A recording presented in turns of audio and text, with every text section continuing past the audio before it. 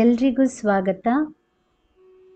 ಹಲವಾರು ಸಾಂಪ್ರದಾಯಿಕ ನಂಬಿಕೆಗಳ ಪ್ರಕಾರ ಪ್ರತಿ ಮನೆಯು ತನ್ನದೇ ಆದ ಶಕ್ತಿಯ ಪ್ರಕಾರವನ್ನು ಹೊಂದಿರುತ್ತದೆ. ಮನೆಯಲ್ಲಿ ವಾಸಿಸುವ ವ್ಯಕ್ತಿಗಳ ಮೇಲೆ ಆ ನಿರ್ದಿಷ್ಟ ಶಕ್ತಿಯು ಪ್ರಭಾವ ಬೀರುತ್ತದೆ. ಮುಖ್ಯವಾಗಿ ಇದಕ್ಕೆಲ್ಲ ಕಾರಣ ವಾಸ್ತುಶಾಸ್ತ್ರ. ಹಲವಾರು ಸಾಂಪ್ರದಾಯಿಕ ನಂಬಿಕೆಗಳ ಪ್ರಕಾರ ಪ್ರತಿ ಮನೆಯು ತನ್ನದೇ ಆದ ಶಕ್ತಿಯ ಪ್ರಕಾರವನ್ನು ಹೊಂದಿರುತ್ತದೆ. ಮನೆಯಲ್ಲಿ ವಾಸಿಸುವ ವ್ಯಕ್ತಿಗಳ ಮೇಲೆ ಆ ನಿರ್ದಿಷ್ಟ ಶಕ್ತಿಯು ಪ್ರಭಾವ ಬೀರುತ್ತದೆ. ನಕಾರಾತ್ಮಕ ಶಕ್ತಿಯಿಂದ ಮನೆಯಲ್ಲಿ ಅಶಾಂತಿ, ಅನಾರೋಗ್ಯ, ಬಾಂಧವ್ಯದಲ್ಲಿ ಬಿರುಕು ಮೂಡಿದರೆ, ಧನಾತ್ಮಕ ಶಕ್ತಿಯಿಂದ ಮನೆಯಲ್ಲಿ ಸಮೃದ್ಧಿ, ಏಳಿಗೆ ಉಂಟಾಗುತ್ತದೆ.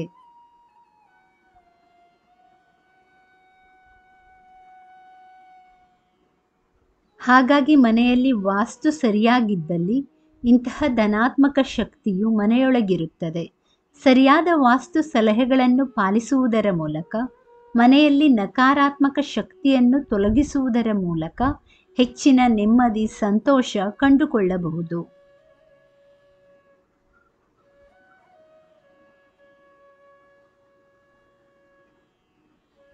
ಮುಖ್ಯದ್ವಾರ ಪ್ರವೇಶಕ್ಕೆ ವಾಸ್ತು. ವಾಸ್ತುಶಾಸ್ತ್ರದ ಪ್ರಕಾರ ಮನೆಯ ಮುಖ್ಯದ್ವಾರವು ಕುಟುಂಬಕ್ಕೆ ಪ್ರವೇಶ ಬಿಂದು ಮಾತ್ರವಲ್ಲ, ಧನಾತ್ಮಕ ಶಕ್ತಿಗೂ ಸಹ ಅದು ಪ್ರವೇಶ ಬಿಂದುವಾಗಿದೆ. ಆದ್ದರಿಂದ ಮುಖ್ಯದ್ವಾರದ ವಾಸ್ತು ಸರಿಯಾಗಿ ಇರುವುದು ಬಹಳ ಮುಖ್ಯವಾಗಿದೆ. ಮುಖ್ಯದ್ವಾರವನ್ನು ಜೀವನದಲ್ಲಿ ವಿಜಯ ಮತ್ತು ಪ್ರಗತಿಯ ಕಮಾನು ಎಂದು ಪರಿಗಣಿಸಲಾಗಿದೆ. ಮುಖ್ಯ ಬಾಗಿಲು ಉತ್ತರ, ಪೂರ್ವ ಅಥವಾ ಈಶಾನ್ಯ ದಿಕ್ಕಿನಲ್ಲಿರಬೇಕು.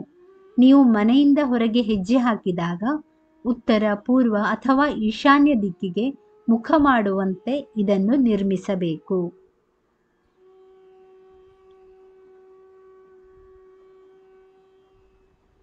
ಇದರ ಜೊತೆಗೆ ನಿಮ್ಮ ಮನೆಯ ಮುಖ್ಯ ಬಾಗಿಲು ಗುಣಮಟ್ಟದ್ದಾಗಿರಬೇಕು. ಅಂದರೆ ಇದನ್ನು ಉತ್ತಮ ಗುಣಮಟ್ಟದ ಮರದಿಂದ ನಿರ್ಮಿಸಿರಬೇಕು. ಇದು ನಿಮ್ಮ ಮನೆಯ ಇತರ ಬಾಗಿಲುಗಳಿಗಿಂತ ದೊಡ್ಡದಾಗಿದ್ದು ಹೆಚ್ಚು ಆಕರ್ಷಕವಾಗಿ ಕಾಣುವಂತಿರಲಿ.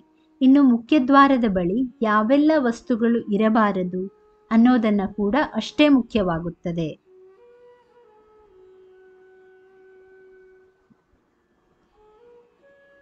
ಮುಖ್ಯ ಬಾಗಿಲಿನ ಹೊರಗೆ ಕಾರಂಜಿ ಅಥವಾ ಯಾವುದೇ ಇತರ ಅಲಂಕಾರಿಕ ನೀರು ಕೇಂದ್ರಿತ ವಸ್ತು ಇರುವುದನ್ನು ತಪ್ಪಿಸಿ. ಮುಖ್ಯ ಬಾಗಿಲಿನ ಹೊರಗೆ ಶೂ ಯಾರ್ಕ್ ಅಥವಾ ಡಸ್ಟ್ಬಿನ್ ಇಡುವುದನ್ನು ತಪ್ಪಿಸಿ. ಮುಖ್ಯ ಬಾಗಿಲಿನ ಬಳಿ ಸ್ನಾನಗೃಹ ಇರಬಾರದು.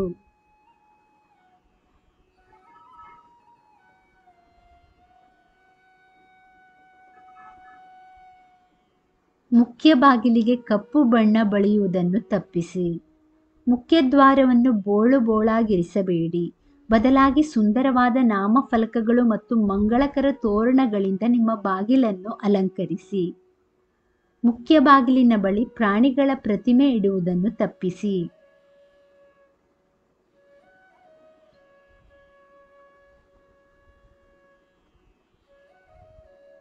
ಮುಖ್ಯದ್ವಾರವು ಕತ್ತಲೆಯಿಂದ ಕೂಡಿರಬಾರದು.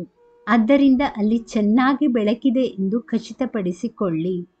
ನಿಮ್ಮ ಮುಖ್ಯ ಬಾಗಿಲು ಪ್ರದಕ್ಷಿಣಾಕಾರವಾಗಿ ತೆರೆಯುತ್ತದೆ ಎಂದು ಖಚಿತಪಡಿಸಿಕೊಳ್ಳಿ.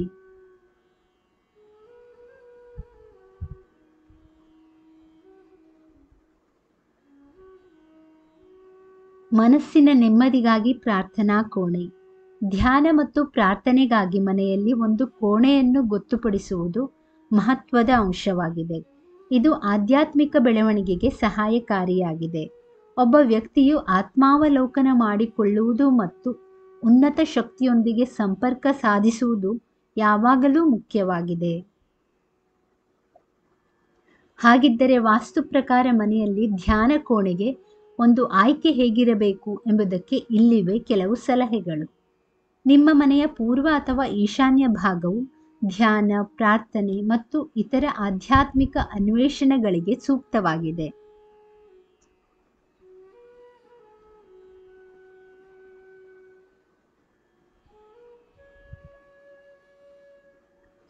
ಧ್ಯಾನ ಮಾಡುವಾಗ ಪೂರ್ವಕ್ಕೆ ಮುಖ ಮಾಡುವುದರಿಂದ ಧನಾತ್ಮಕತೆ ಹೆಚ್ಚುತ್ತದೆ. ಪವಿತ್ರ ಪೀಠವನ್ನು ರಚಿಸಿ ಮತ್ತು ಇದನ್ನು ಮೇಣದ ಬತ್ತಿಗಳು ಅಥವಾ ಧೂಪದ್ರವ್ಯಗಳಿಂದ ಅಲಂಕರಿಸಿ. ಬಿಳಿ, ತಿಳಿ, ಹಳದಿ ಅಥವಾ ಹಸಿರು ಬಣ್ಣಗಳು ಉತ್ತಮ ಆಯ್ಕೆಗಳಾಗಿವೆ.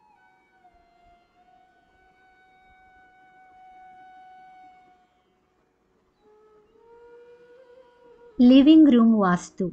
ಮನೆಯಲ್ಲಿ ಹೆಚ್ಚಿನ ಚಟುವಟಿಕೆಯು ಕೇಂದ್ರೀಕೃತವಾಗಿರುವ ಕೋಣೆ ಎಂದರೆ ಲಿವಿಂಗ್ ರೂಮ್ ಆಗಿದೆ. ಕುಟುಂಬದ ಸದಸ್ಯರು ಹೆಚ್ಚಿನ ಸಮಯ ಇಲ್ಲಿ ಕಳೆಯುತ್ತಾರೆ.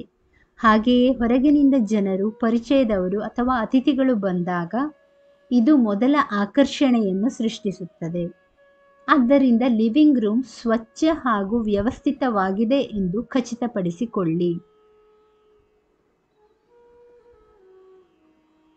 ವಾಸ್ತು ಪ್ರಕಾರ ಲಿವಿಂಗ್ ರೂಮ್ ಹೇಗಿರಬೇಕು ಎಂಬುದಕ್ಕೆ ಇಲ್ಲಿವೆ ಸಲಹೆಗಳು. ಲಿವಿಂಗ್ ರೂಮ್ ಪೂರ್ವ, ಉತ್ತರ ಅಥವಾ ಈಶಾನ್ಯಕ್ಕೆ ಎದುರಾಗಿರಬೇಕು.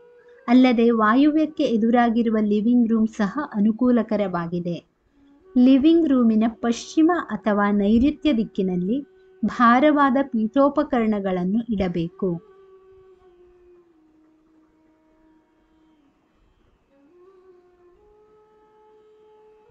ಎಲ್ಲ ಎಲೆಕ್ಟ್ರಾನಿಕ್ಸ್ ಮತ್ತು ಉಪಕರಣಗಳನ್ನು ಲಿವಿಂಗ್ ರೂಮಿನ ಆಗ್ನೇಯ ವಿಭಾಗದಲ್ಲಿ ಅಳವಡಿಸಬೇಕು. ಕೋಣೆಯಲ್ಲಿ ಕನ್ನಡಿ ಇದ್ದರೆ ಅದನ್ನು ಉತ್ತರ ಗೋಡೆಯ ಮೇಲೆ ಇರಿಸಲಾಗಿದೆ ಎಂದು ಖಚಿತಪಡಿಸಿಕೊಳ್ಳಿ.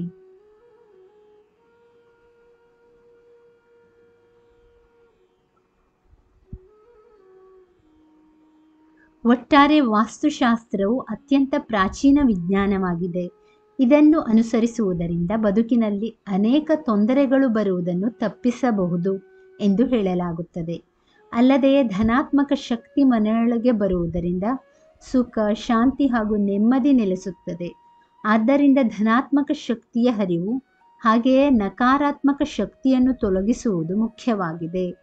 ಇಲ್ಲಿ ಹೇಳಲಾದ ವಾಸ್ತು ಸಲಹೆಗಳು ಧನಾತ್ಮಕ ಶಕ್ತಿ ಹರಿವಿಗೆ ಸಹಕಾರಿಯಾಗಿದೆ.